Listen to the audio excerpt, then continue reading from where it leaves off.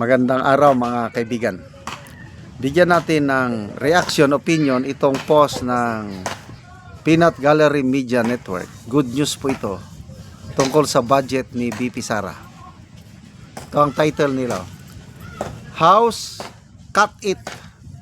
Binawasan ba? Senate reverse it. Binalik. BICAM officially restores Sara's 889 million budget. So wow. Good news po ito sa mga umaasa ng tulong mula sa Office of the Vice President. Lumaki ang budget ng Vice President ngayon. Although binawasan ng mga kongresista, but parang nakakaamoy na sila na something may happen in 2028. Salamat na lang mga senador na may malaking tiwala kay BP Sara. So, panalo si BP Sara. Panalo siya ito. Masayang masaya. Okay, ito yung kwento. The Bicameral Conference Committee reconciling the Senate and House versions of the proposed 2026 national budget has restored the allocation for the Office of the Vice President to 889 million, reversing a reduction made earlier in the House version of the General Appropriations Bill.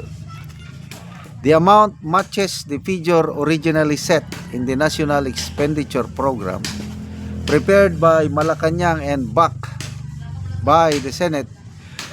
Senate Finance Committee Chair Win Gatchalian said the upper chamber had proposed 889.2 million for the Office of the Vice President, an amount eventually adopted by the committee.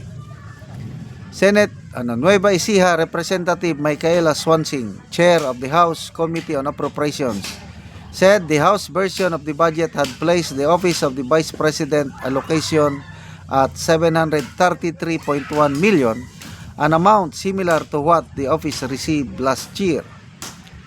Deliberations on the Vice President budget were prolonged after Vice President Sara Duterte skipped 2 House hearings on the matter. Lawmakers later gave her another opportunity and she appeared on September 16. Members of both the majority and minority blocs then observed tradition and extended parliamentary courtesy by not asking questions about the budget at the committee level. Okay, so ulitin ko. Medyo alam mo na, malapit na ang 2028.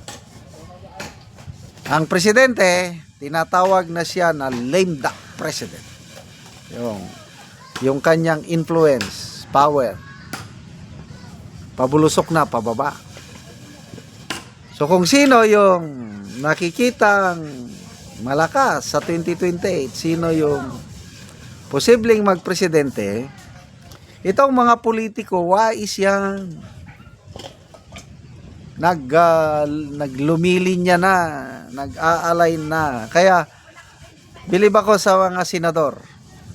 Yung nung nag-appear si BP Sara sa Senate budget hearing, wala pang 5 minutes, tawanan lang sila doon eh.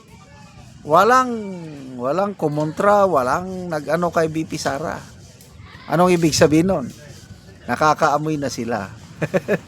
Oh, yung ganong respeto ng mga senador kay BP Sara, anong ibig sabihin nun? Pagdating ng impeachment case, impeachment trial, kikita nyo na, may puruhan. Hindi mo na kailangan maging whatsoever na mararamdaman mo na yung charisma, yung influence ni BP Sara sa mga senador. Sa mga kongresista, hindi mo maalis na meron pa rin kagaya ni na Dilima, na Sindanya, yung mga Makabayan Black. Kaya nga nabawasan yung budget ng Office of the Vice President. Nagalit pa nga si Congresswoman Dilima nung hindi siya nag-appear. Dahil lang sa inuna ni BP Sara ang mga biktima ng lindol sa Baguio. Inuna niya, nagpunta doon. yung date na pag-appear niya sa House hearing, wala siya. Plenary ata yun. Wala siya. Kasi, mas importante yung mga biktima ng lindol sa Cebu. Nauna ang Vice President. Inunahan na naman niyang Pangulo. Kaya nagalit si Dilip. Kung ano-anong salitang binitawan. But, ito, nakakatuwa na unti-unti bumabangon na si BP Sara. Nararamdaman na nila na malapit na ang simoy ng hangin papuntang. So, salamat sa Bycam. At ito, kalagay din dito sa post ng Peanut Gallery Media Network na medyo nagkakaroon na ng solusyon yung deadlock o yung bangayan ng both chambers of Congress sa budget ng DPWH. Parang nagkaroon na ng compromise agreement. Yung nabawas na 45 million ba yun, 54, pwedeng ibalik ang ibang items but hindi lahat. Yun ang parang compromise agreement nila. Kaya natapos na, nag-adjourn na yung Bycam ngayon at mararatify na ang budget. So may panahon pa, ano bang pitsa 18, may panahon pa para mapag-aralan ng Pangulo. Hindi na naman daw matutulog ang Pangulo eh. Katulad last year, yun, nag-post sila ng maraming pictures na kunuhay, nag-aaral, ano, kailang wala rin. Parang mahina yung kanilang ano, kasi ang bineto lang ng Pangulo 29 billion. Pinagmalaki pa na pinag-aralan daw. I have reviewed and analyzed 4,057 pages of the and found nothing wrong. Anong nothing wrong? Tinagurian na most corrupt budget in our nation's history. Yan na po ang ano. Yan na po ang legacy ng Marcos Jr. administration. Sabi nga ni ex-Supreme Court Justice Antonio Carpio, kung talamak ang korupsyon ng Marcos Senior administration, doble, triple katalamak ang korupsyon itong Marcos Jr. administration. Yon ang tatak ng bagong Pilipinas. Salamat mga kaibigan sa inyong pagsubaybay sa ating channel. Nakakatulong kayo ng malaki sa tribong Talandig ng Bukidnon dahil ang income natin sa channel na ito is pantulong po sa tribo. Namimigay tayo ng libreng yero at pako para makapagtanim sila ng mas maayos, patayo sila ng mas maayos na tahanan. Panoorin nyo ang video na ito. Si Uncle ang natagaan og yero.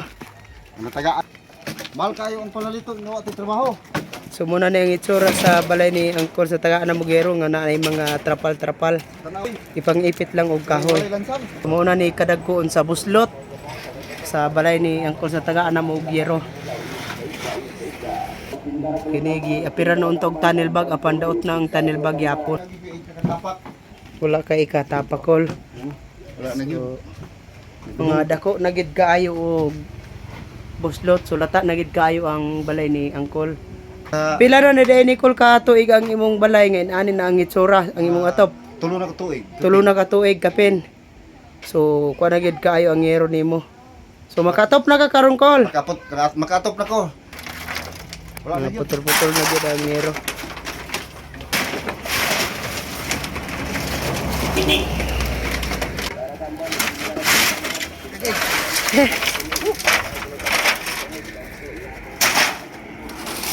Mga bato Col. Ibang butangan lang og bato.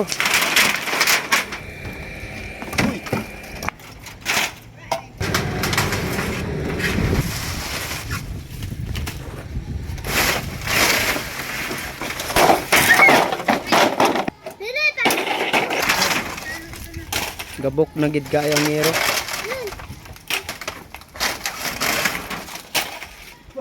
Nakatap na gid si Uncle.